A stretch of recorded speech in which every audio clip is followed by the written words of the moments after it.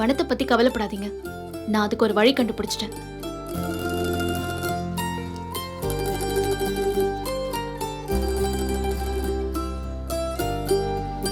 இன்னைக்கு சாயங்காலத்துக்குள்ள எனக்கு சம்பளம் போட்டுருவாங்க.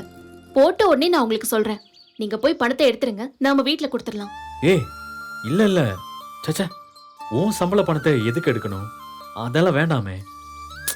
இருக்கட்டும்ங்க, பரவாயில்ல. ஏய், நீ முதல் மாசம் சம்பளம் வாங்குற, அதை எப்படி மீனா? அதனால என்ன?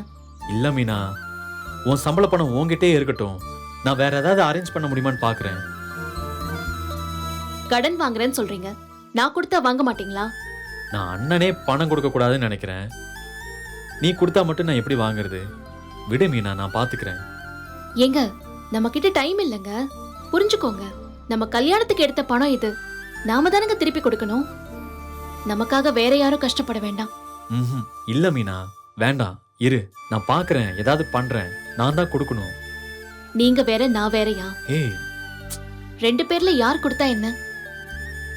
கதிர் மாதிரி மாமாவையும் ஒரு சிக்கல்ல மாட்டி விட்டுறக்கூடாது. அதான் இப்போ முக்கியம்.